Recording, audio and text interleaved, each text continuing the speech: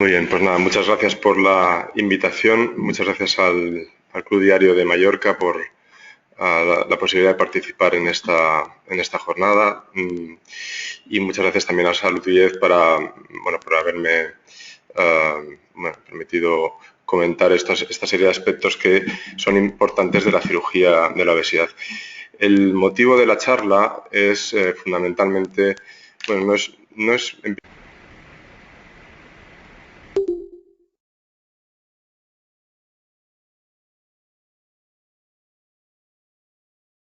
una serie de diapositivas con una serie de ideas que no quedan muy claras acerca de la cirugía de la obesidad y que existen muchos mitos y muchas creencias que no son ciertos acerca de la cirugía de la obesidad. Entonces, vamos a ir muy despacito comentando todas estas diapositivas, deteniéndonos en cada una de ellas para aclarar toda esta serie de conceptos. Mi idea, mi meta, mi objetivo en esta charla es el de describir, someramente, ya no es el motivo de la charla en qué consiste la obesidad y cuáles son los efectos sobre la salud, qué cirugías se realizan de forma común y se ofrecen a los pacientes que tienen problema de obesidad mórbida y cuáles son sus resultados, describir un poco el circuito antes de la cirugía y los cuidados después de la cirugía. Y, por supuesto, el objetivo sería muy pretencioso, sería incluso hasta contraproducente pensar que en una charla dirigida al público en general pudiéramos persuadir hacia la cirugía y no debe ser las cosas que se comenten en esta charla tenidas en cuenta como un consejo médico directo entre la gente que pueda escuchar la charla y lo que se comente en ella, ¿no? Porque cada persona tiene sus peculiaridades y cada paciente tiene que ser valorado de forma concreta y de una charla genérica pues a veces es difícil sacar conclusiones concretas, ¿no?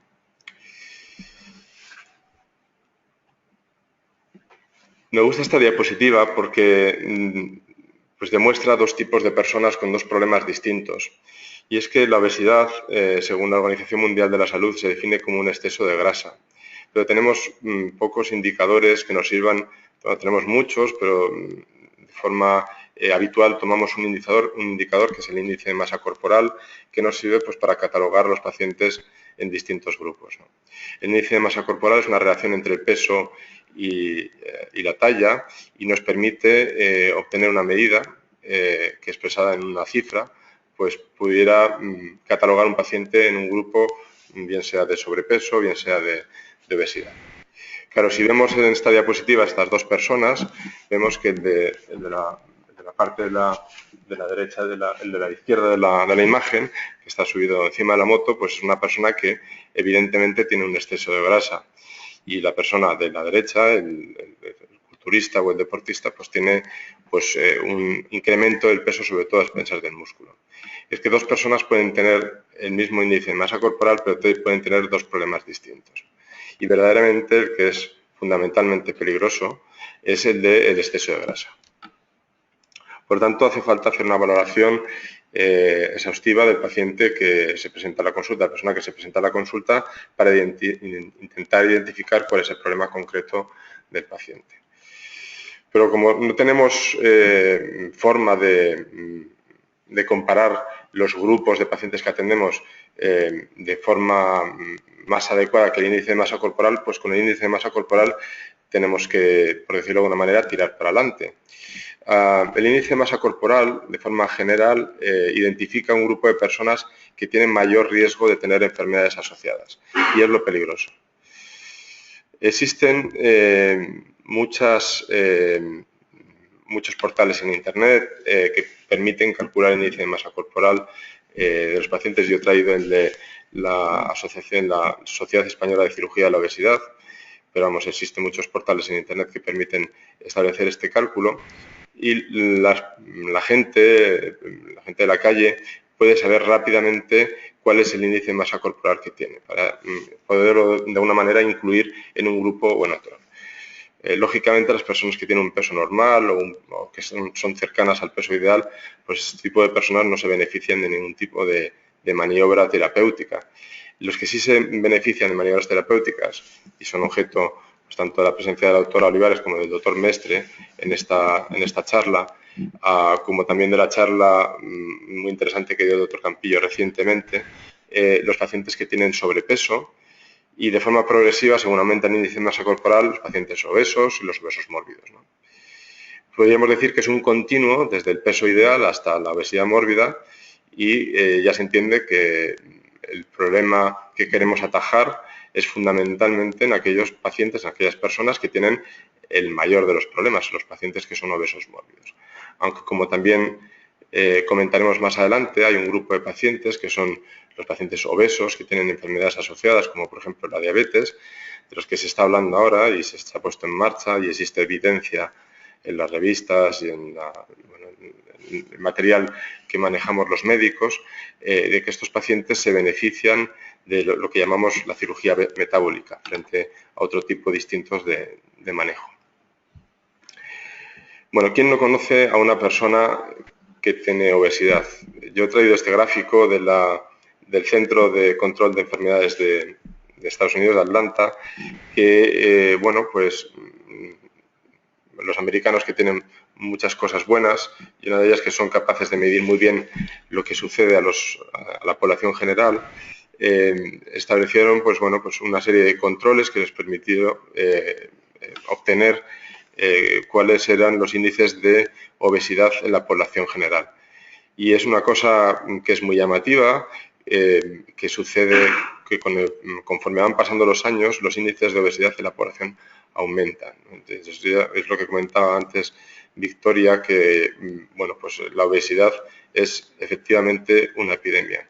Y el mensaje fundamental de esta diapositiva es, extrapolada a lo que sucede en Estados Unidos, que luego veremos cuáles son las cifras en nuestro país, es que verdaderamente son muy pocas las personas que no conocen a alguien que haya intentado perder peso o bien pues, con un tratamiento con dieta o incluso que haya intentado la cirugía de pérdida de peso, la cirugía bariátrica.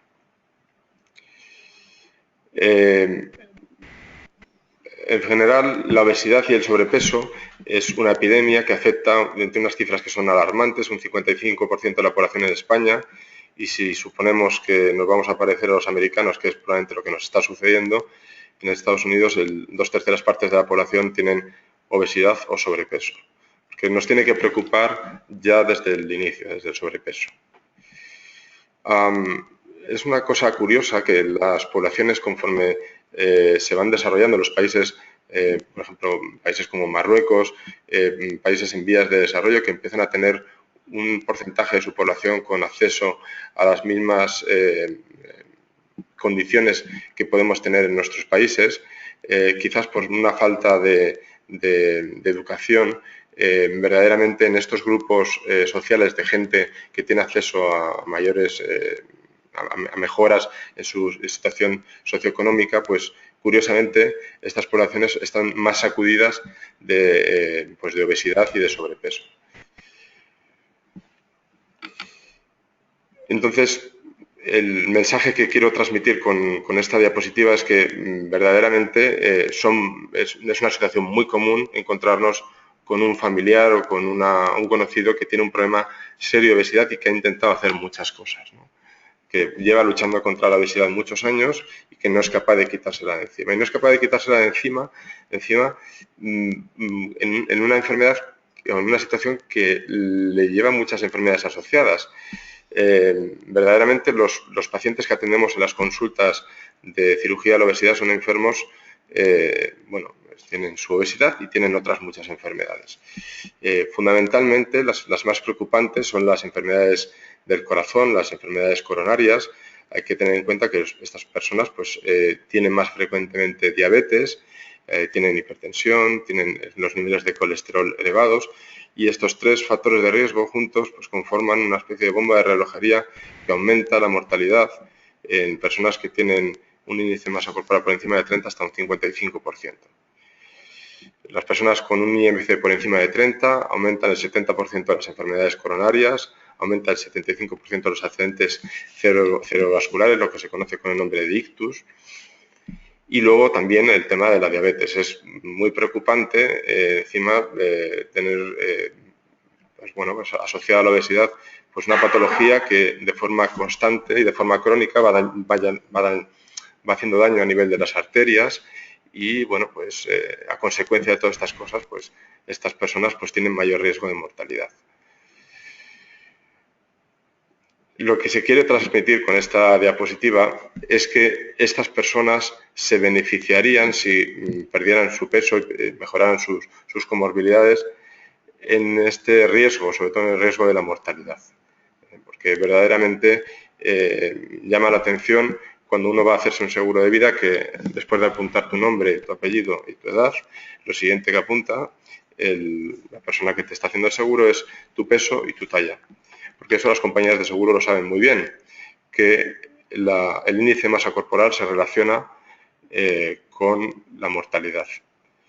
No es el correlato, el único indicador, ya hemos comentado antes que hay otras cosas que son importantes, pero bueno, pues que se relaciona con la mortalidad.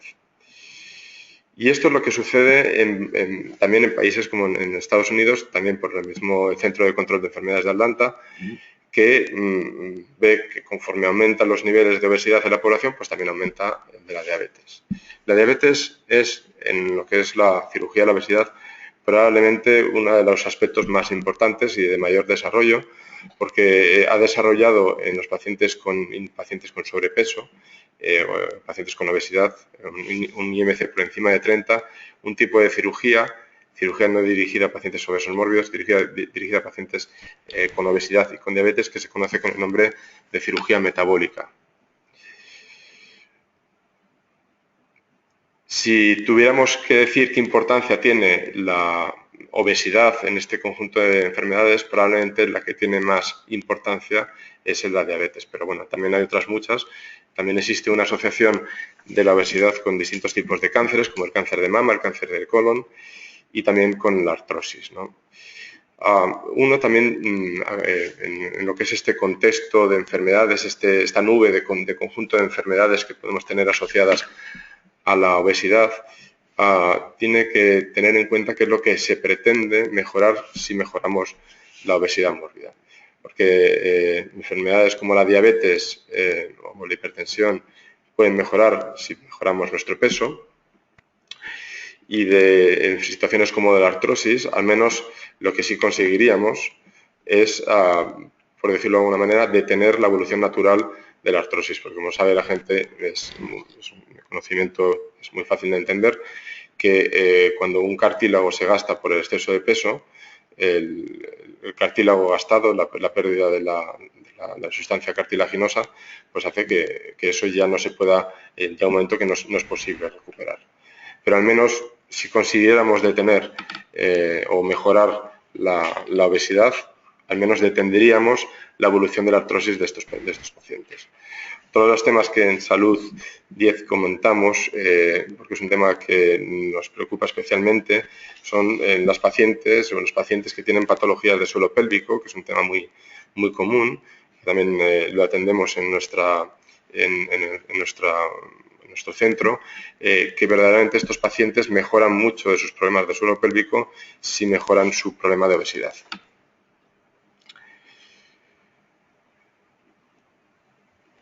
Claro, estas personas que luchan contra su obesidad con dietas y con fármacos lo hacen pues por el tema de la mortalidad, fundamentalmente.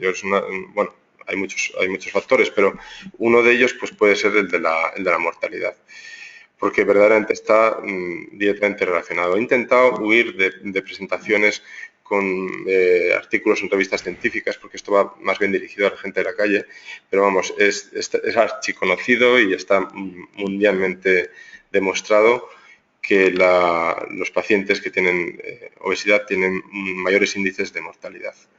Y es, en nuestro medio, la segunda causa de mortalidad después del tabaco. Claro, otra de las discusiones muy comunes que tenemos con los pacientes que atendemos en la consulta es, doctor, ¿por qué soy un paciente obeso?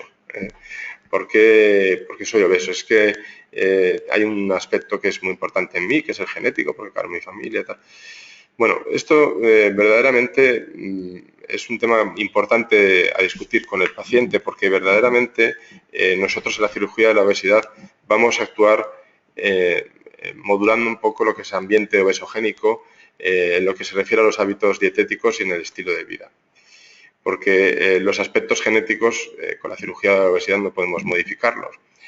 Pero es evidente que si nos refiriéramos exclusivamente a lo que es el tema de la obesidad y si examináramos distintos tipos de población, poblaciones que no tienen acceso a los alimentos, aunque ya he dicho que poblaciones en vías de desarrollo, pues por ejemplo, que sucede, se está viendo que sucede en Marruecos, ¿no?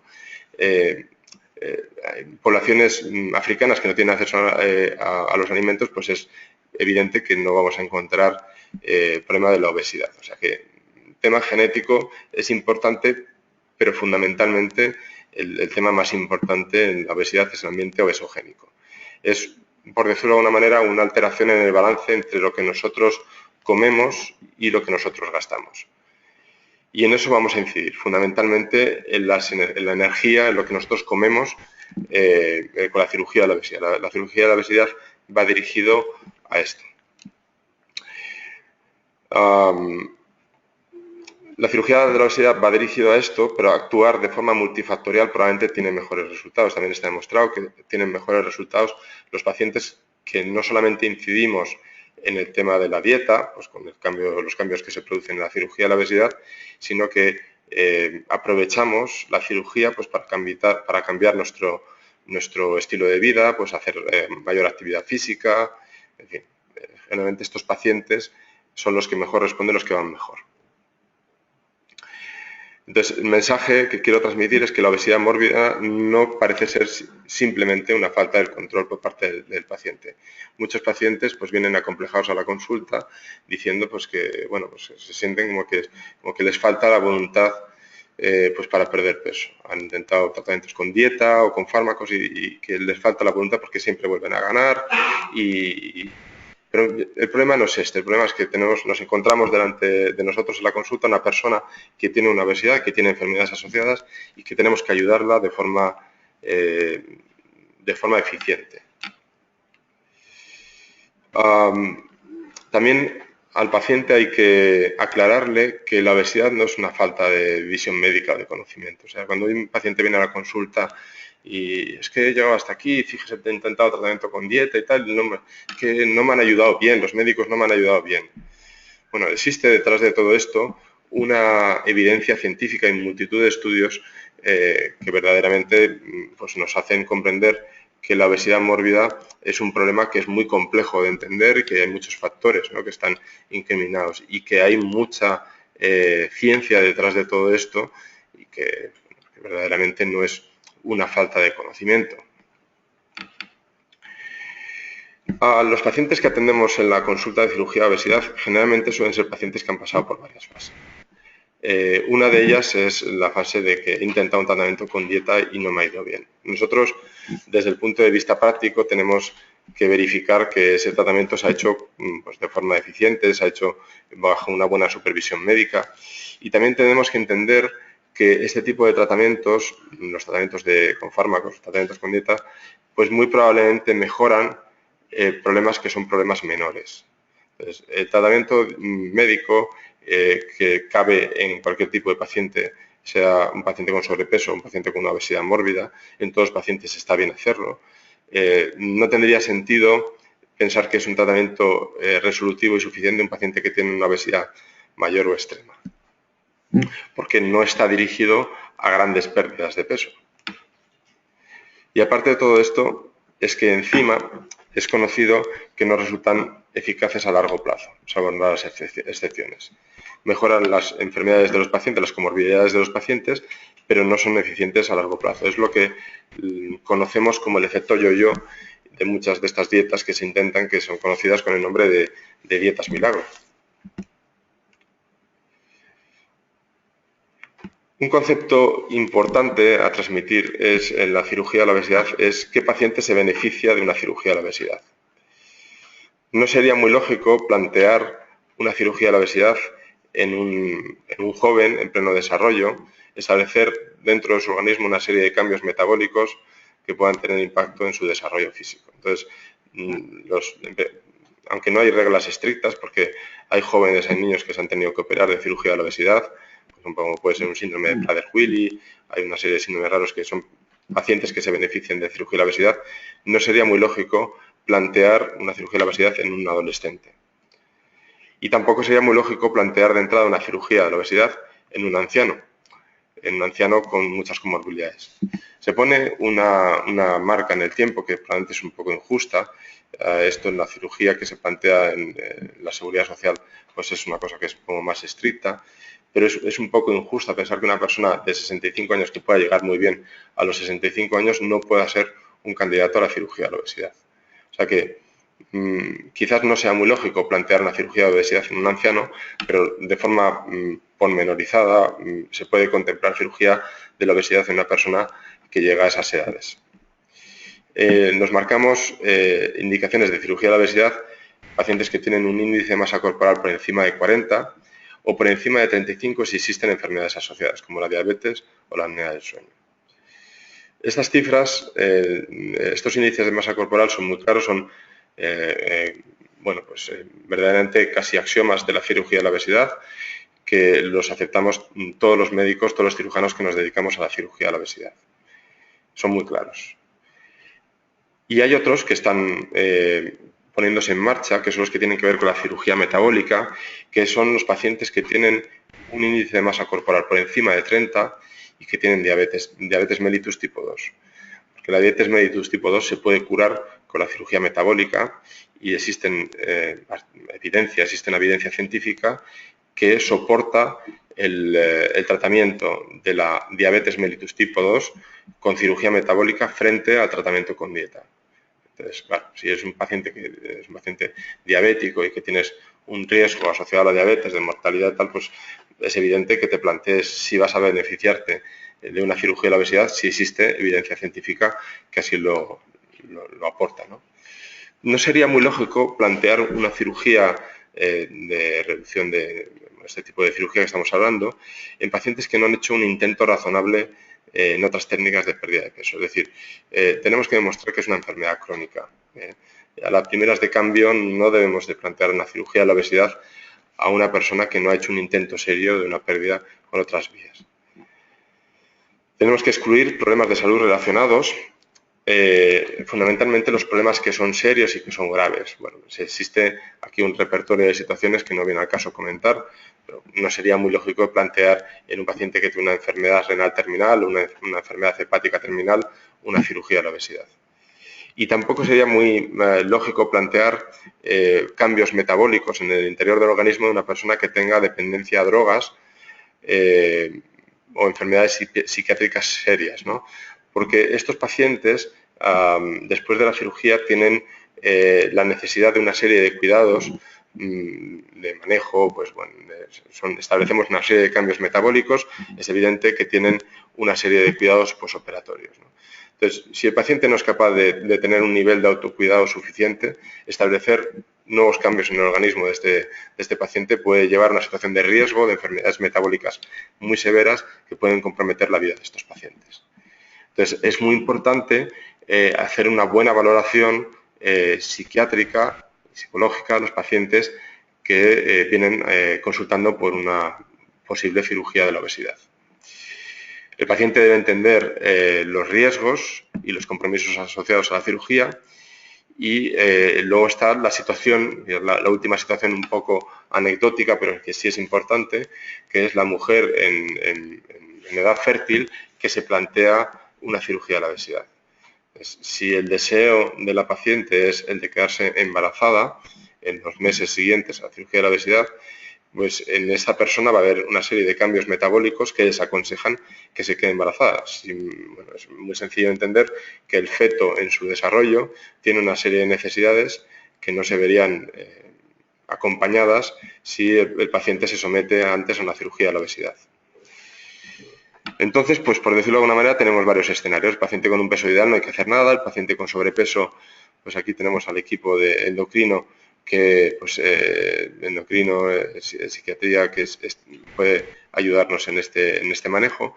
Los pacientes obesos con un índice de masa corporal entre 30 y 35, los obesos, podíamos establecer dos grupos de pacientes. Los pacientes que tienen buen control de la glucosa y los pacientes que tienen un mal control de la glucosa.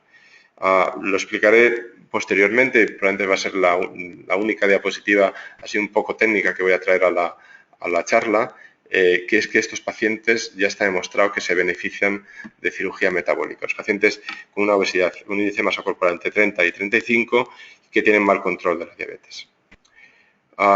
Se benefician de cirugía de la obesidad los pacientes que tienen obesidad severa y que tienen enfermedades asociadas, que es muy habitual, y los pacientes con obesidad mórbida. Una de las cosas que más me llamaba la atención al principio cuando me empecé a dedicar a esto es que muchos pacientes cuando venían a la consulta nadie les había hecho un buen estudio.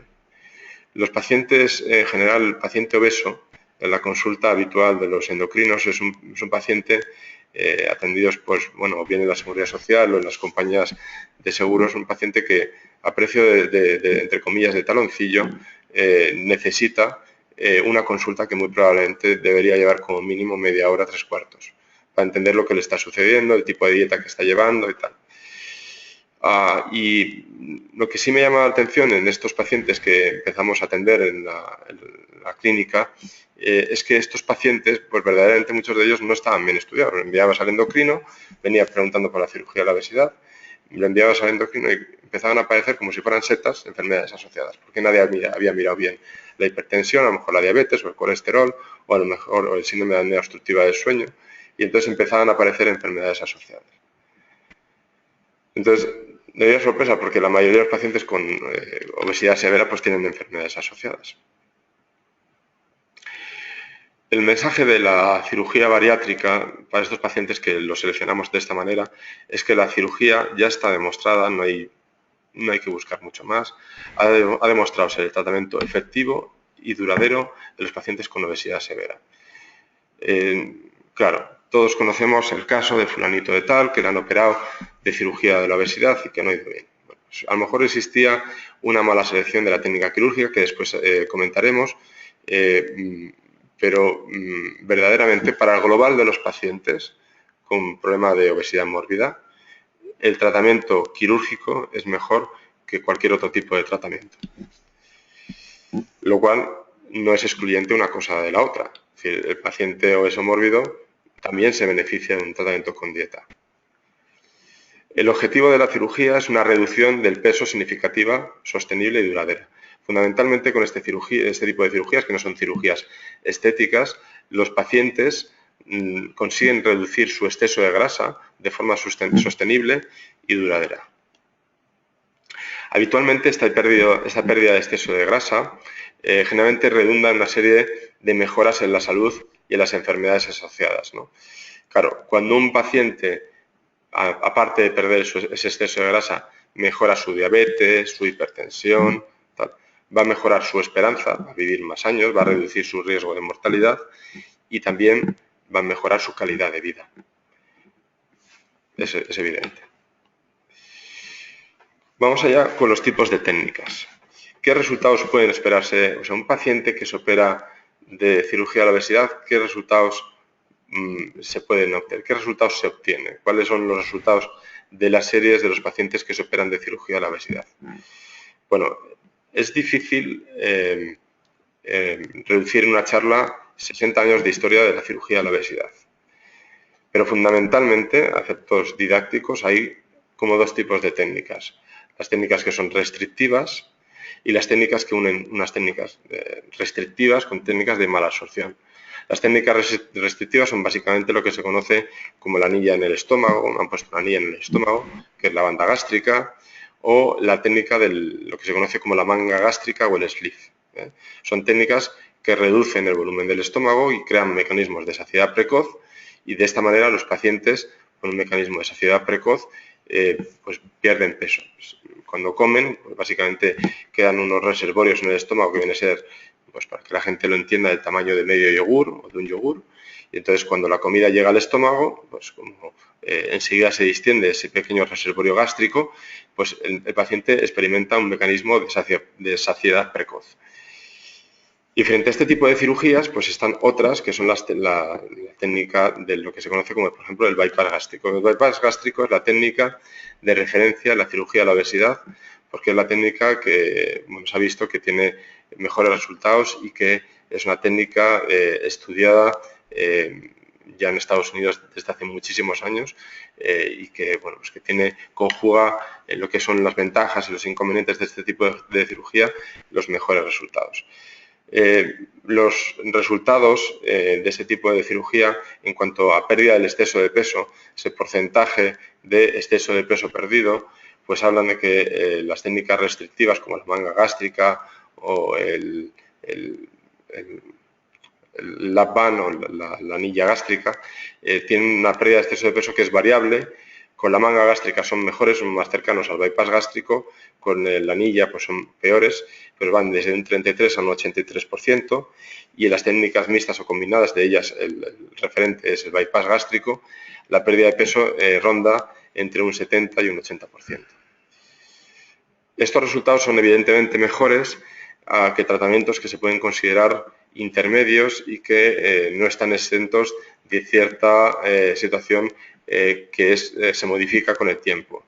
Son los tratamientos comúnmente conocidos, los endoscópicos, como el balón intragástrico, que se tiene que retirar el balón al cabo de unos 6 meses y que el porcentaje de exceso de peso perdido es menor con estas técnicas que con las técnicas restrictivas o las combinadas. Entonces, el mensaje de los resultados en cuanto a pérdida del exceso de peso es que los pacientes que se someten a la cirugía bariátrica, la media y en lo que es el referente, un bypass gástrico, podían perder hasta un 60% de su exceso de peso a los 6 meses y un 77% a los 12 meses. El bypass gástrico, los pacientes preguntan por el bypass gástrico, básicamente consiste en una técnica en la cual se divide el estómago en dos partes, una parte reservorio, una parte superior, que lo conocemos con el nombre de reservorio o el pouch, que viene a ser, lo que comentábamos antes, del tamaño de medio yogur, y una parte distal, que es el estómago, que queda excluido del tránsito. En esta segunda parte de la diapositiva se ve cómo se crea un mecanismo por el cual los jugos biliares y pancreáticos no se mezclan con los alimentos en toda esta parte. Es decir, el paciente según come pasa del reservorio a esta parte del intestino y en esta superficie que va desde el reservorio hasta la unión, que conocemos con el nombre de pie de asa, el paciente, por decirlo de alguna manera, no junta los jugos biliares y pancreáticos con la comida, entonces da una zona de superficie del intestino en el cual pues, no se absorben los alimentos. Es la técnica de referencia, pues porque tiene una rápida pérdida de peso inicial, es una técnica con la que existe una experiencia brutal, nos lleva aproximadamente unas 2 horas de cirugía y como desventajas teóricas es que requiere el corte del estómago, el grapado y una anastomosis en el intestino, y que hay una parte del tracto digestivo superior que queda un poco excluida al tránsito, lo cual tiene una serie de deficiencias nutricionales. Bueno, estas deficiencias nutricionales lo explicaremos y si no también la doctora Olivares también nos podrá ilustrar un poco, que obliga a que estos pacientes tomen de forma sostenida en el tiempo una serie de vitaminas que son muy fáciles de tomar. Otro de los efectos, que es un efecto pretendido de la cirugía, es lo que se conoce como el síndrome de Dumping. Vamos a hablar un poquito en qué consiste el síndrome de Dumping. El síndrome de Dumping es básicamente una sensación que casi se pretende con este tipo de cirugía. No sería muy lógico operar a un paciente de este tipo de cirugía para que pierda peso y que pudiera, entre comillas, sabotear la cirugía con, con determinados tipos de alimentos con de alto contenido calórico, pues como pueden ser o refrescos, o chocolates, o dulces, ¿no? Que pudieran pasar fácilmente por estos mecanismos restrictivos que hacemos en los pacientes, ¿no? No sería muy lógico porque, pues de alguna manera sabotearía la cirugía. El paciente que se opera y se hace un bypass gástrico, si come este tipo de alimentos, va a desarrollar una serie de sensaciones, como son la taquicardia, dolor de cabeza, sudoración, náuseas, mareos, diarreas, calambres de estómago y somnolencia. De alguna manera este mecanismo, entre comillas, punitivo, hace que el paciente controle mejor esos deseos y elija otro tipo de alimentos antes de tomar pues, los dulces o el chocolate, ¿no? Por lo tanto, es un efecto que es un efecto pretendido de este tipo de cirugía, aunque a veces no es un efecto muy llamativo, no se presenta de forma muy llamativa a las personas que se operan de este tipo de cirugía. Dentro de los tipos de técnicas restrictivas tenemos dos. Uno es el lap band, la anilla gástrica, y otro, que es probablemente la cirugía restrictiva de referencia hoy día, es lo que conocemos como manga gástrica o sleeve. La manga gástrica o sleeve consiste en una gastrectomía. Es una gastrectomía en la cual se quita, como se ve en esta imagen, la curvatura mayor del estómago, y queda un reservorio gástrico tubular que, bueno, pues por un mecanismo similar que hemos comentado antes, pues genera un mecanismo de saciedad precoz. Esta cirugía pues viene de otra mucha más compleja, que es el cruce duodenal, que se reservaba para pacientes con problema de obesidad extrema, y que se planteaba una cirugía en 2 tiempos. Lo que pasa es que inicialmente llamó la atención que al hacer este tipo de cirugía los resultados en cuanto a pérdida de peso eran casi superponibles a los de bypass gástrico, y había muchos pacientes que no requerían este tipo de cirugía en 2 tiempos. Se dice que la tasa de mortalidad y de complicaciones es un poquito más baja que el bypass gástrico y que es menos agresiva que esta. Sin embargo, bueno, pues, a efectos prácticos, en lo que es porcentaje de complicaciones, son unos resultados que son muy similares. Con este tipo de cirugía, la cirugía metabólica o bariátrica ayuda a mejorar o resolver enfermedades como la diabetes, la cardiopatía isquémica, el síndrome de apnea obstructiva del sueño, la infertilidad o la hipertensión. Llama la atención los resultados en cuanto a control de la diabetes, ya que hasta el 78% de los pacientes resuelven o mejoran significativamente el control de la diabetes después de la cirugía. Y en cuanto a lo que se refiere a la hipertensión, se resuelve en el 61% de los casos y mejora en el 78% de los casos. Si tenemos en cuenta que la tríada obesidad, hipertensión y diabetes probablemente es la más patológica de todas, pues estamos dando en el clavo. Esta es la única diapositiva que quería traer desde el punto de vista técnico. Es un ensayo clínico de aparición muy reciente, publicado en el 2014 en el New England, que para los médicos el New England es como si fuera el ABC o una revista de referencia, que concretamente habla un poco de los resultados de lo que llamamos antes de la curación de la diabetes en los pacientes obesos que requieren este tipo de cirugía metabólica, ¿no? Se puede curar la diabetes. Y entonces ven en esta parte superior de la diapositiva, a ver si consigo enseñarlo, cómo la curva en cuanto a mejoría es mucho mayor en los pacientes sometidos a cirugía tipo bypass gástrico o en la manga gástrica, el sleeve, frente a tratamientos médicos intensivos para curar la diabetes. Es decir, este estudio lo que hizo fue dividir los pacientes como en 2 grupos, ¿no? El grupo de los pacientes que se sometían a tratamiento con dieta, de una dieta muy estricta, con un control médico muy exhaustivo, frente a pacientes que se sometían a una cirugía bariátrica. Y se miró, se revisó los resultados en cuanto al control de la diabetes. Y se vio que los resultados de forma significativa fueron con un seguimiento a 3 años claramente superiores en el grupo de cirugía frente a los pacientes que fueron sometidos a tratamiento con dieta. La mortalidad por cardiopatía isquémica se reduce un 56% después de la cirugía bariátrica. Entonces, la cirugía bariátrica puede reducir el riesgo de muerte prematura hasta en un 40% en pacientes obesos. Luego tenemos el tema del tema estético secundario. Bueno, no es un tema baladí, probablemente no es el tema fundamental por el cual los pacientes se operan, pero sí es cierto que los pacientes que operamos de cirugía de la obesidad cambian. Es como si yo lo suelo llamar como el áurea del paciente que ha sido sometido a la cirugía de la obesidad.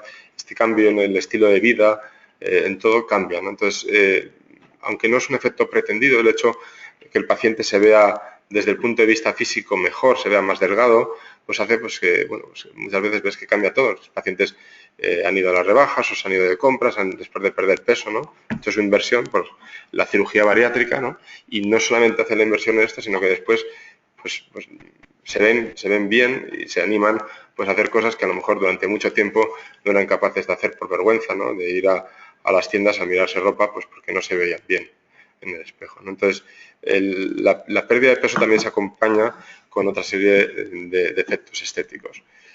Evidentemente, los resultados estéticos no son tan satisfactorios como en la foto en muchos casos, porque el efecto estético es más evidente, es más fácil de conseguir una persona joven que no tiene, por decirlo de alguna manera, los faldones tan descolgados.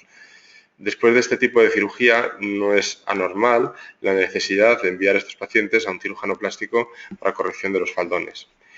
Pero bueno, la verdad es que desde el punto de vista práctico la mejoría es evidente. Luego también otro de los aspectos que se tiene que comentar, que hoy día es ya una práctica habitual en este tipo de intervenciones, la cirugía laparoscópica. La cirugía laparoscópica, bueno, pues en este país se ha desarrollado también de la mano de la cirugía de la obesidad. Muchos hemos aprendido estas técnicas quirúrgicas no por vía abierta, sino ya en cirugía laparoscópica. Y la cirugía laparoscópica tiene para el paciente una serie de beneficios en cuanto a recuperación. Bueno, los pacientes experimentan menos dolor, la recuperación, el alta es más precoz y la reincorporación tanto a la actividad diaria como a la actividad laboral es más precoz, ¿no? Luego también, desde el punto de vista práctico, esta forma que tenemos de evitar grandes incisiones en el abdomen de los pacientes hacen que tengan menos problema de la pared abdominal. Son pacientes que tienen menos problemas de hernias incisionales, de ventraciones. Las heridas son más pequeñas y, evidentemente, si la cirugía va bien, estos pacientes pues tienen menos complicaciones. Desde el punto de vista de seguridad para el paciente, una de las preguntas que suelen hacer los pacientes es que yo he oído hablar que de esta cirugía uno se puede morir. Bueno, es evidente que pues no tiene el mismo riesgo operar a un chico de 18 años de una apendicitis pues por una sintomatología parecida a esta mañana que de una cirugía a la obesidad. Es evidente que no. Pero si tuviéramos que cifrar el porcentaje de mortalidad asociado a este tipo de cirugía, es de un 0,1%. Esto es un resultado que es claramente asumible en los pacientes que se operan de cirugía de obesidad. O sea, pacientes generalmente, además, hay un estudio que es un estudio que debería ser un estudio exhaustivo, de examen de las comorbilidades, de las enfermedades asociadas, y entonces, en términos generales, la mortalidad asociada a esta cirugía es de un 0,1%. Lógicamente, pues para que esto sea así, pues hace falta hacer una buena valoración preoperatoria. Es esencial. El paciente que llega a la consulta de cirugía de obesidad no se debe indicar una cirugía en la primera visita. Hay que hablar con el paciente, es mejor hablar con el paciente si están los familiares en la misma sala. Los familiares tienen que acompañar al paciente porque tienen que entender un poco en qué consiste todo este proceso y evidentemente se tiene que hacer una buena evaluación nutricional y endocrinológica. La indicación de la cirugía bariátrica no la debe sentar nunca un cirujano bariátrico, la tiene que sentar un endocrino, porque el endocrino es el que tiene la visión más global del paciente, es el capaz de entender de forma más adecuada si el paciente ha hecho bien el tratamiento con dieta o si se beneficia de algún tipo de soporte psicológico o algo más, ¿no? También es evidente que se tiene que hacer un buen cribado de los problemas psicológicos y psiquiátricos del paciente. No sería lógico operar de cirugía de la obesidad a un paciente, como hemos comentado antes, que tiene dependencia a drogas, ¿no? Evidentemente hay un análisis de sangre, hay una serie de enfermedades endocrinas que se tienen que valorar, ya sea un hipotiroidismo, un síndrome de Cushing, pues para descartar pues, enfermedades que bueno, evidentemente no se benefician de una cirugía bariátrica. Y en función de cada caso, porque no todos los pacientes son roncadores, bueno, pues hay que hacer evidentemente un estudio general, pero en función de cada caso, pues a veces hay alguna serie de pruebas de corazón o pruebas de estudio de sueño que se pueden evitar. Pero no está de más, ya que se asocian a este tipo de enfermedades asociadas, como puede ser el síndrome de apnea obstructiva del sueño, que un paciente ir a buscar este tipo de problemas. ¿Es usted roncador por las noches? Y si es roncador, pues es conveniente realmente hacer algún tipo de estudio de sueño, porque este paciente a lo mejor se beneficia de la colocación de un aparato para ayudarle a respirar por las noches.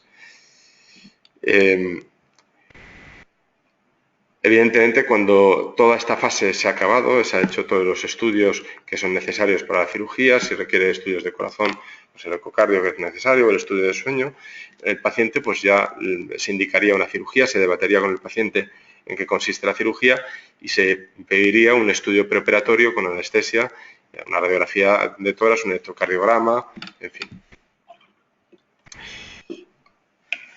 Me ha parecido prudente comentar aquí, bueno, lo del vaso del agua es para recordar que existe una serie de maniobras que se pueden hacer antes de una intervención quirúrgica que benefician al paciente en el momento de la intervención.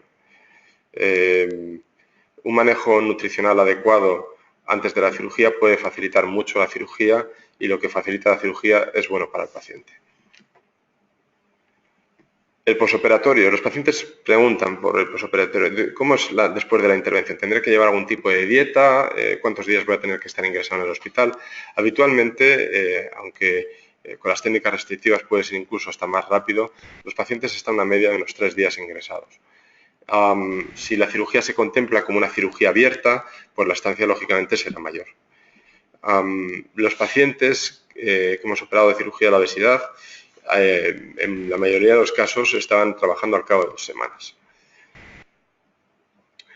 Me preguntan por temas que se refieren con aspectos que tienen que ver con la conducción, pero bueno, aproximadamente cuando el paciente es dado de alta y es capaz de ser autosuficiente, pues podría empezar a conducir. Sería aconsejable esperar al menos una semana a dejar de conducir. Y lo que es evidente es que estos pacientes tienen que dejar cicatrizar sus heridas y es recomendable que no levanten pesos aproximadamente un mes después de la cirugía. Hay una situación que hoy día somos capaces de manejar muy bien, que es la situación de los vómitos persistentes. Estos mecanismos que conjugan mecanismos restrictivos y malabsortivos se llevan mal si no se hace una serie de cuidados posoperatorios. Estos pacientes, después de la cirugía, durante un periodo de tiempo que es variable, entre un mes y 3 meses, llevan un tratamiento con una serie de batidos pues para que el paciente experimente buenas sensaciones y cumpla sus necesidades nutricionales. Para evitar una cosa que es bastante frecuente, una situación que es bastante frecuente, que es la situación de los vómitos persistentes. Y eso es un poco lo que quiero reseñar un poco en esta diapositiva. Los pacientes que se operan después de la cirugía a largo plazo no tienen que llevar un tipo de dieta específico. En principio pueden comer de todo. Hemos hablado un poquito de síndrome de dumping. Bueno, que exista un poco de síndrome de dumping no significa que puntualmente se pueda tomar algún dulce. Lo que pasa es que el paciente va a preferir no tomarlo porque puede experimentar estas sensaciones, ¿no? Pero fundamentalmente lo que sucede con este tipo de cirugía es que los pacientes limitan de forma drástica el volumen de los alimentos que están comiendo. Es decir, el tamaño del yogur yo lo suelo decir muchas veces en la consulta porque los pacientes lo entienden muy bien así. Verdaderamente es que usted cuando vaya con la familia a comer o cuando coma en casa notará que cuando come el equivalente al tamaño de un yogur o de medio yogur ya se va a sentir lleno, ¿no? También en la consistencia de los alimentos. En principio los pacientes podrán comer de todo a largo plazo, pasado este periodo inicial de estos batidos que se ponen después de la cirugía, podrán comer de todo, pero es cierto que los pacientes llevan peor los alimentos que son más fibrosos. No existen limitaciones, pero hay pacientes que notan que en relación a la cirugía, desde que han sido operados, pues alimentos más fibrosos, pues como pudieran ser unos espárragos, unas acelgas, pues que cuesta pasar más por lo que es la zona de la intervención. Pero en términos general, los pacientes tienen muy pocas limitaciones en cuanto a los alimentos que pueden comer. Uno de los aspectos que incidimos mucho, sobre todo por este primer año, que existe mucho cambio metabólico, que pierden mucho peso, que los resultados son mejores cuando se acompañan de otras medidas. El ejercicio es una parte importante de este viaje a la pérdida de peso. El paciente, en esta remada que está dando, ¿no? Me he sido sometido a la cirugía de la obesidad. Pues vamos a aprovechar estos cambios metabólicos que se producen para tener mejores resultados. Si son mejores los resultados, ya está demostrado en los pacientes que hacen actividad física después de la cirugía. Se les aconseja pues, que sea una actividad física diaria, pues como caminar, bicicleta, jogging, piscina. Ya para concluir, yo creo que ya llevamos cuánto tiempo de charla, entonces puede ser muy larga, muy larga. Como mensajes fundamentales, la cirugía bariátrica ha demostrado ser el tratamiento más efectivo y duradera. Ayuda a prevenir, mejorar y resolver condiciones como son la diabetes, las enfermedades del corazón, la apnea obstructiva del sueño y ciertos tumores. Las personas con un índice de masa corporal de por encima de 30 tienen un incremento del riesgo de muerte prematura de más de un 50 o un 100% respecto a individuos sanos. Los estudios muestran que la cirugía reduce el riesgo de mortalidad alrededor de un 30 a un 40%. Los estudios también han demostrado que es una cirugía segura, que tiene un riesgo de mortalidad de un 0,1% con un bajo riesgo de complicaciones mayores. Esto hemos pasado un poquito por encima, pero bueno, verdaderamente las complicaciones mayores pueden aparecer, pero son poco frecuentes. Y habitualmente se puede realizar por vía laparoscópica. Claro, cuando te encuentras el drama delante, pues verdaderamente yo creo que tienes que transmitir que el paciente puede encontrar en la cirugía de la obesidad su solución a esta lucha contra la obesidad, y que si verdaderamente se plantean ser sometidos a una cirugía de la obesidad, su lucha verdadera, la resolutiva, en la que va a tener éxito, probablemente comienza el día que te planteas de forma seria que te tienes que operar de cirugía de la obesidad, que es una cirugía que se realiza de forma muy frecuente en nuestro país, que hoy son miles de personas en este país que ya han sido operados y que todos los días operan montones de personas de cirugía de la obesidad. Es una cosa muy común y que esa cirugía le permite volver atrás en años de lucha pues, con dieta y con enfermedades asociadas, ¿no? Pueden volver atrás en sus vidas. Y verdaderamente es muy satisfactorio ver cómo un paciente llega a la consulta, estos pacientes que a muchos médicos nos da mucha pereza atender, ¿no? Porque comentan sus dietas y sus cosas, tal. Son consultas que son largas y tal. Porque cuando llegan a la consulta no te cuentan demasiadas cosas, pero te cuentan que están muy agradecidos porque han podido venir andando desde el parking hasta la sala donde tienes la consulta, ¿no?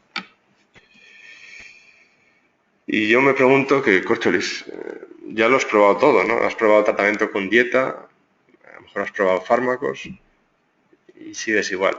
¿Qué pierdes por intentarlo? Y una pregunta que yo me hago, ya que yo ya soy padre y bueno, soy médico, ya me dedico a esto, ¿no? Pero que claro, y cuando veo a una persona que a lo mejor también tiene hijos, digo, ostras, si yo sé que tengo tanto riesgo de morirme, ¿por qué no hago una inversión en salud? ¿Por qué no me planteo? Porque claro, me lo tengo que plantear no solamente por mí, sino por los que me rodean, por mis familiares, por mi mujer, por mis hijos. Los quiero ver crecer, me lo quiero plantear.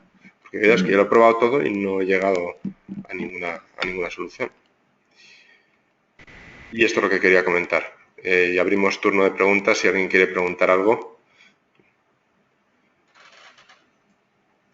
Bueno, quizás las preguntas las hacemos después.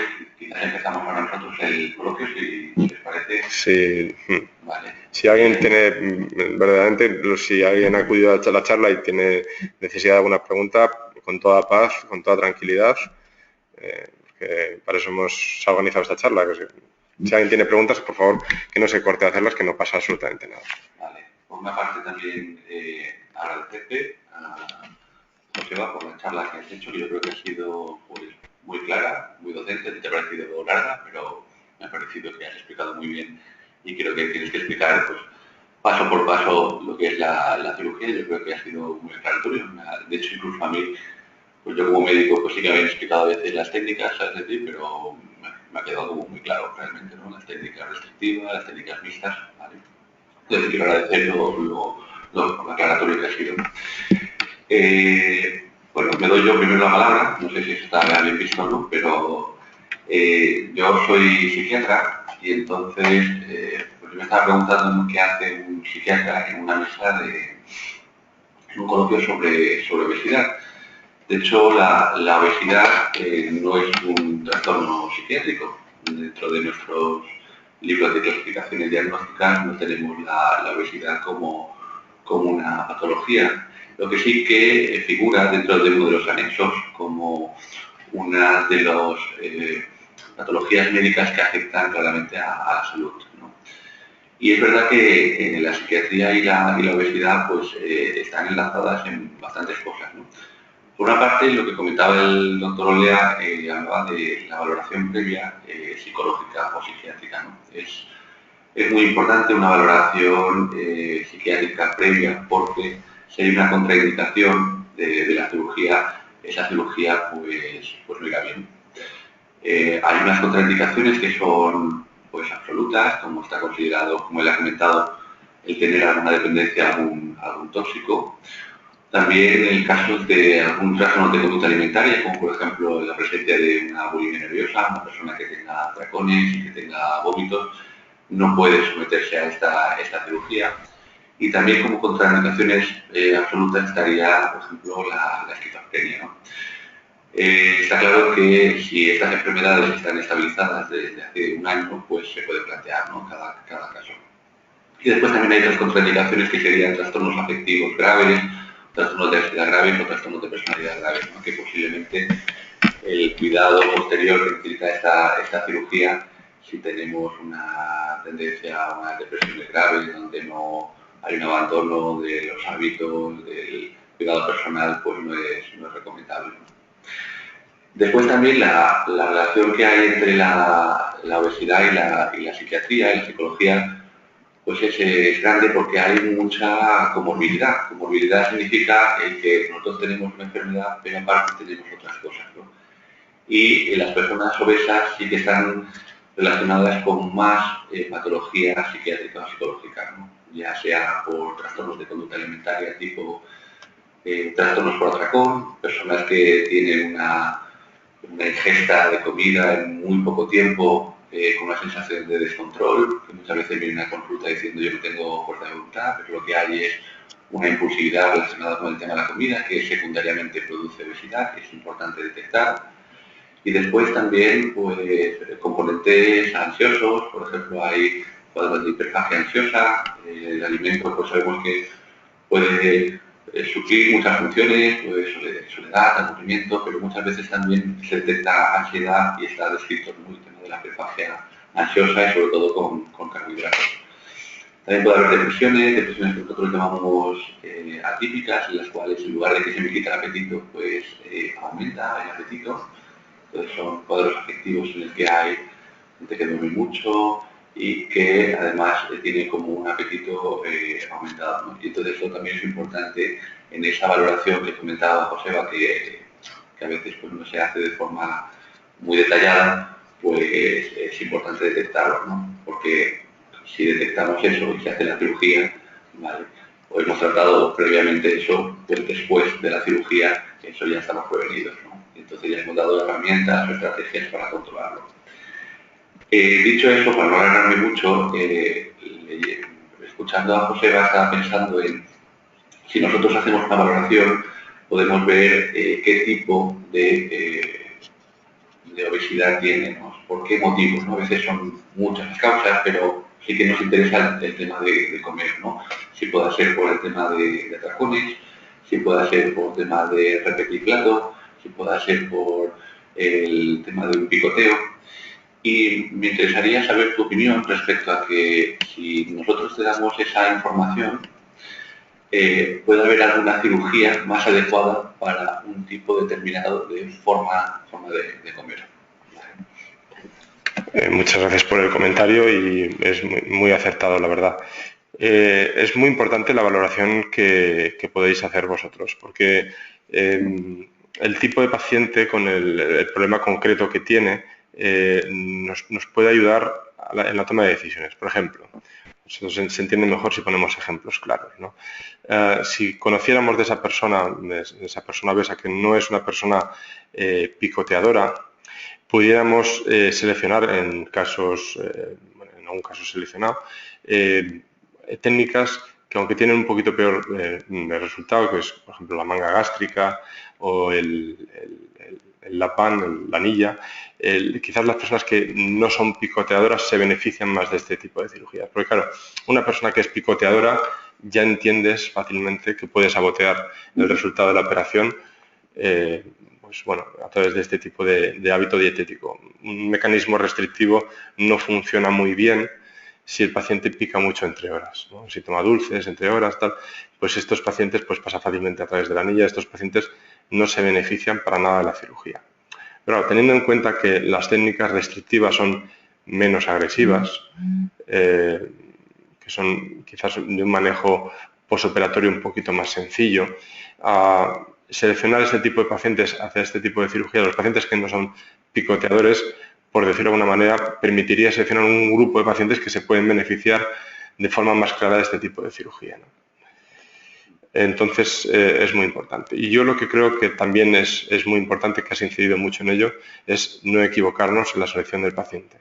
Porque los casos desastrosos los hemos visto y fundamentalmente han venido derivados de una evaluación muy somera, muy prematura, muy superficial de los problemas del paciente. Entonces, yo creo que una evaluación psiquiátrica preoperatoria no es...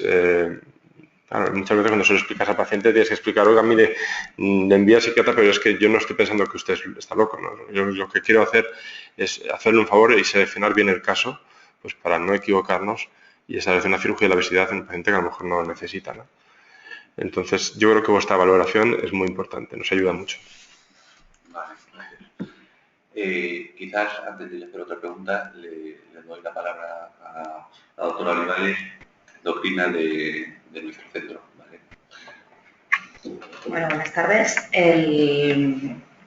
Yo quería destacar como endocrina no solo que la endocrina es el que hace el estudio preparatorio del paciente o el que realiza la indicación, sino el papel coordinador que tiene a la hora del abordaje y el manejo del paciente. Porque muchas veces, sobre todo al principio, cuando indicamos esa cirugía y en la valoración preoperatoria, el endocrino es como el poli malo. Muchas veces casi me lo han dicho tal que así, ¿no? Usted endocrina, es que no me manda al cirujano cuando yo lo que quiero es operarme. Y realmente, bueno, a mí realmente no me importa, ¿no? que sea el poli malo, porque realmente tiene que serlo en esta historia. El cirujano es el que cura y es el poli bueno, el psiquiatra suaviza y la dietista pues es un poco la dulce y que acompaña más al paciente. Pero creo que el hecho del poli malo tiene su papel bueno, que es que muchas veces cuando un paciente te viene y tiene una hipertrofia ansiosa, por ejemplo, el hecho de que le expliques al paciente la importancia de tratar o de controlar esos síntomas psicológicos antes de la cirugía, luego le va a hacer un favor después de la cirugía, porque el éxito de la cirugía va a ser mayor y el mantenimiento del peso que va a perder va a ser mayor, porque el control de esos síntomas psicológicos va a hacer que los cambios de vida y los cambios en la alimentación que no los tiene, que les ha llevado a ese exceso de peso, le va a ayudar a controlarlos y a hacer esos cambios. O sea que es realmente importante. Y luego también es importante que el endocrino incida en esos cambios de vida, y en esos cambios dietéticos antes de esa cirugía, para que luego, después, lo siga manteniendo y pueda seguir coordinando al equipo. Porque muchas veces después de la cirugía tenemos que seguir coordinando ese equipo y hablando con la dietista, hablando con el psicólogo o hablando con otros profesionales, como puede ser el cirujano plástico, en el caso que con el exceso de peso caigan muchos colgajos o algo así, ¿no?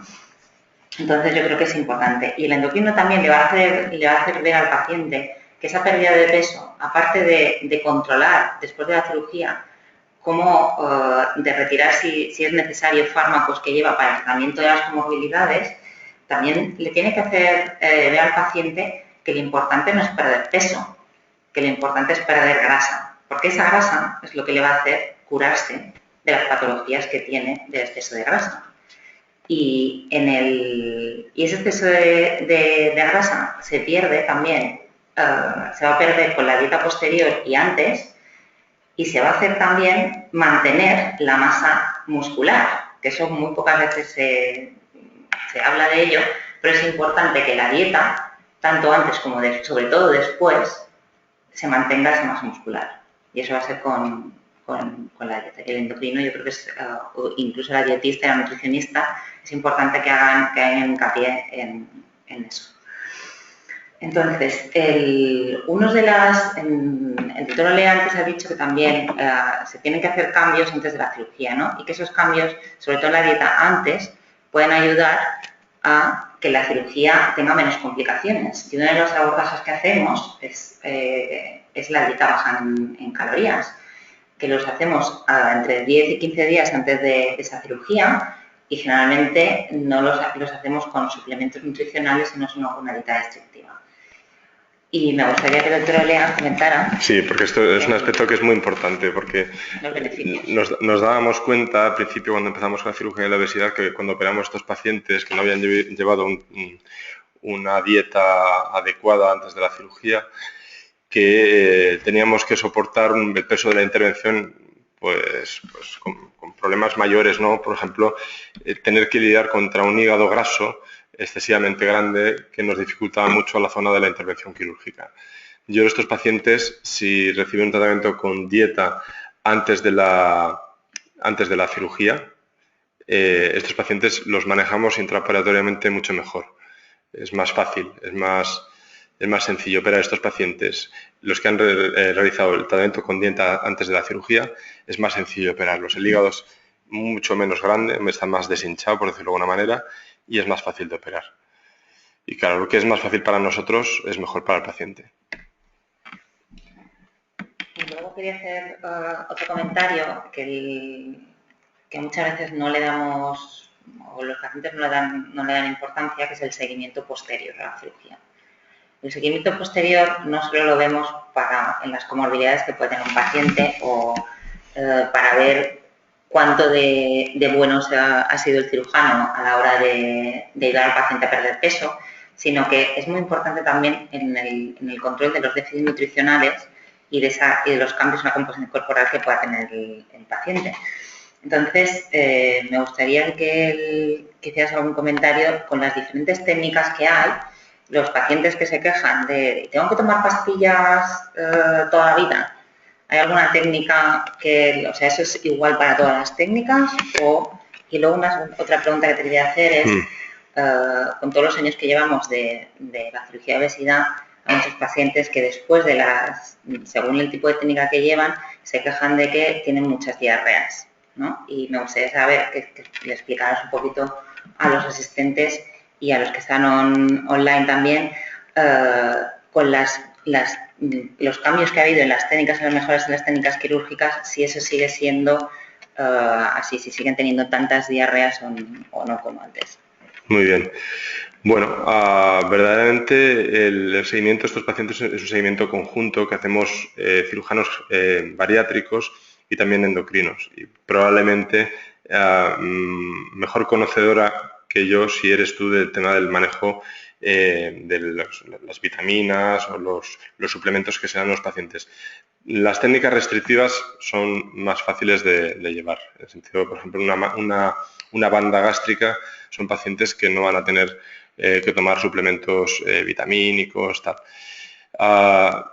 Sí tengo entendido que los pacientes que se operan de cirugía, la técnica restrictiva con la manga gástrica, la toma de vitaminas es una toma temporal.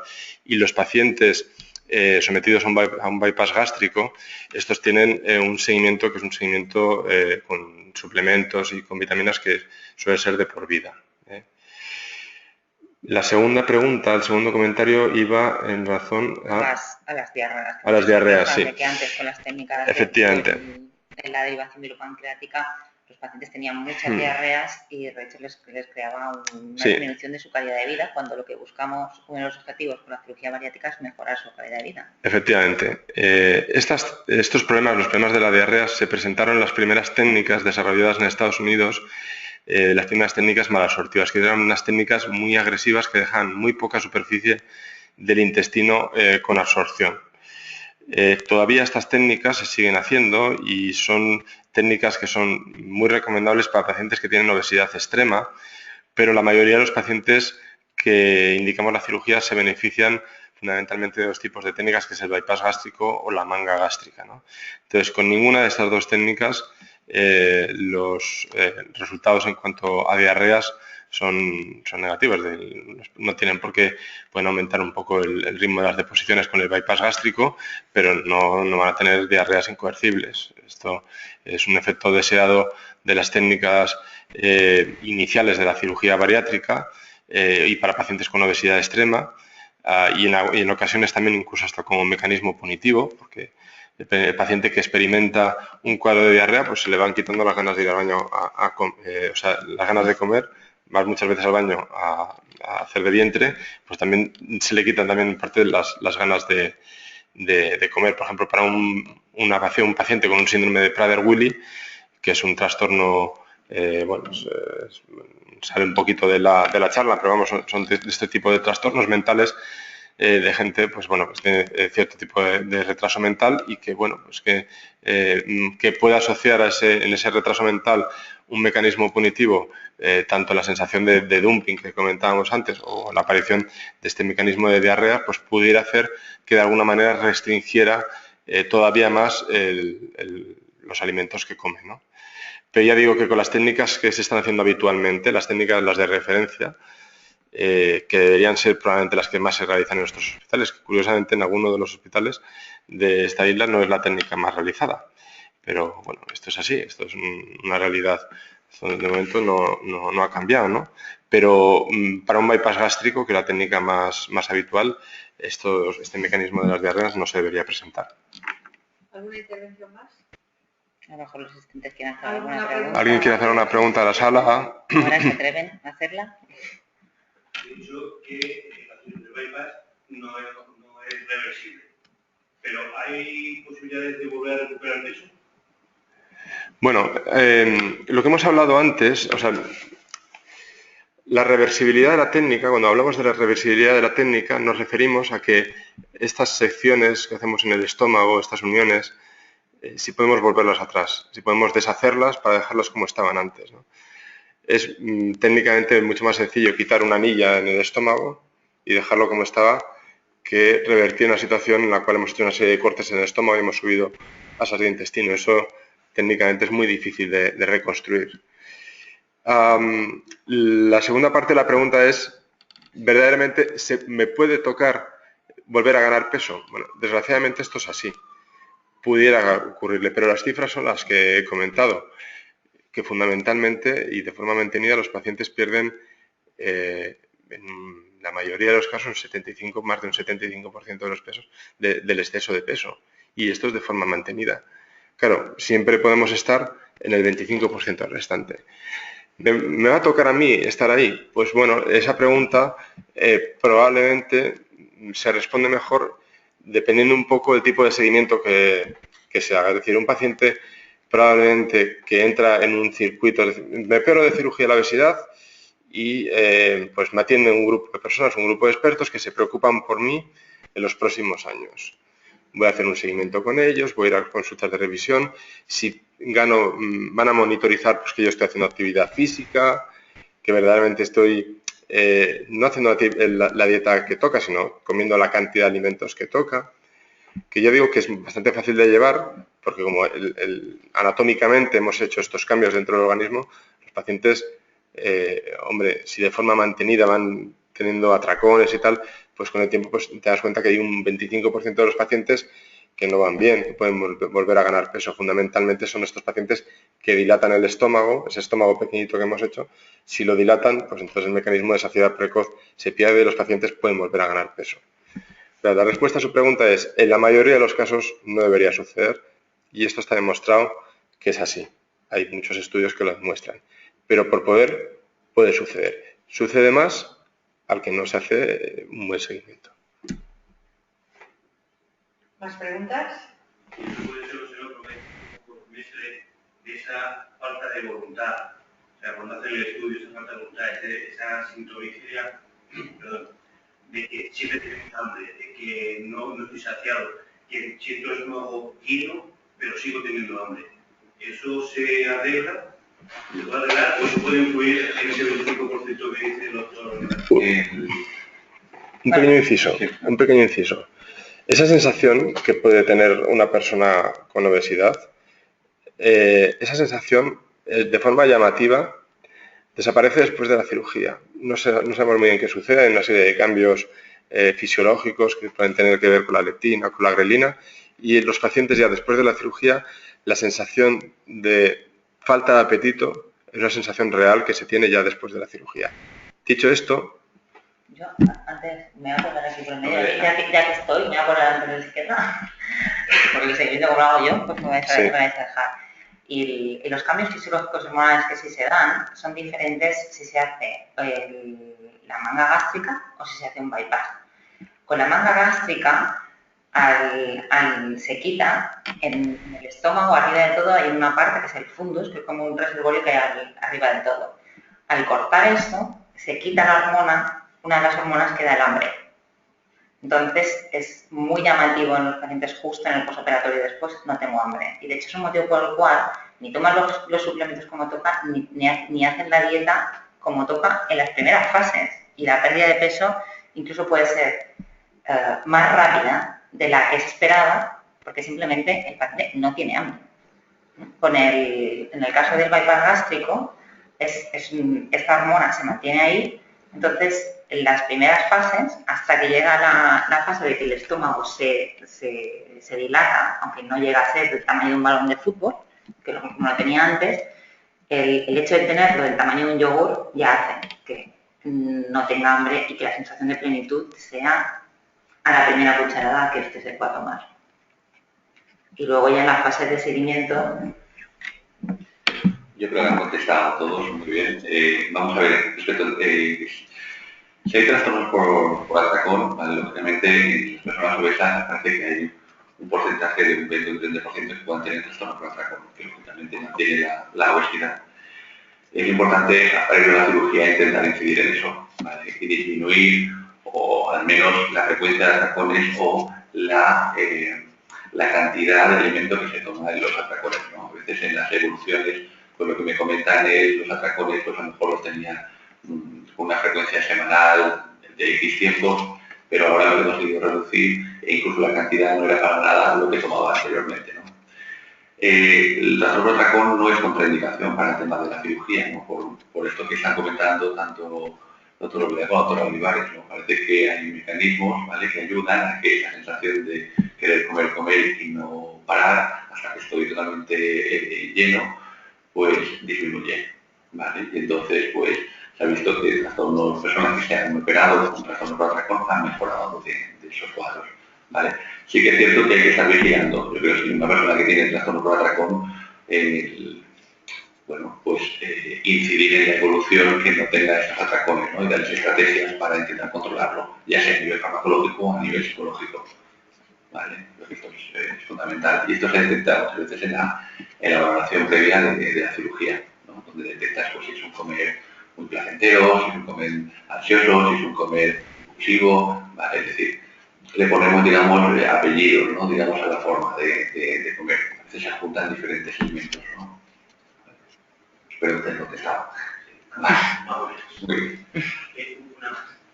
Ha comentado que el bypass el límite sobre máximo 40. Si está por encima del 40... No. Precisamente un paciente con un IMC de 40, probablemente la cirugía que se ofrecería estándar sería un bypass gástrico.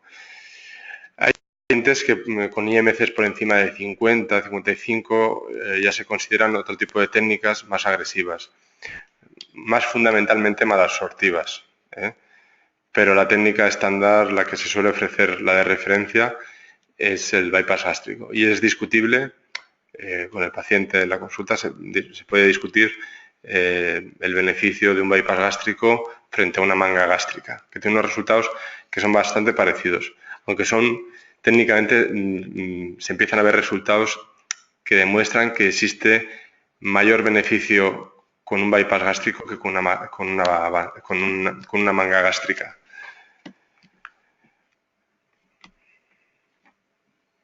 Más preguntas.